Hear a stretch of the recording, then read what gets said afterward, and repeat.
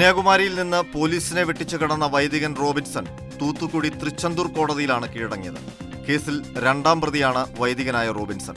സ്ഥലത്തെ പ്രമുഖ രാഷ്ട്രീയ നേതാവാണ് കേസിലെ ഒന്നാം പ്രതി. പ്രതി ചേർക്കപ്പെട്ട മറ്റ് രണ്ടുപേരെ കന്യാകുമാരി പോലീസ് അറസ്റ്റ് ചെയ്തു.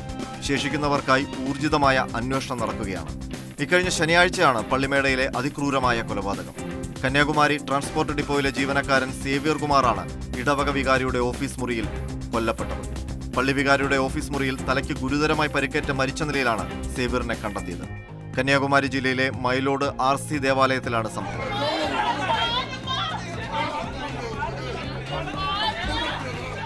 ഇടവകാംഗമായ സേവ്യറിന്റെ ഭാര്യ പള്ളിയുടെ ഉടമസ്ഥതയിലുള്ള സ്കൂളിലെ അധ്യാപികയാണ്.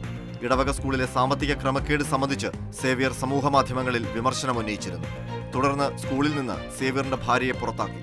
സേവ്യർ കുമാർ നേരിട്ടെത്തി മാപ്പ് പറഞ്ഞാൽ ഭാര്യയെ തിരിച്ചെടുക്കാമെന്നായിരുന്നു ഉപാധി. ഇക്കാര്യം സംസാരിക്കാനാണ് ശനിയാഴ്ച സേവ്യർ കുമാർ വികാരിയുടെ ഓഫീസിലെത്തിയത്. ഏറെ നേരമായിട്ടും കാണാതായതോടെ ബന്ധുക്കൾ തിരക്കിയിറങ്ങി.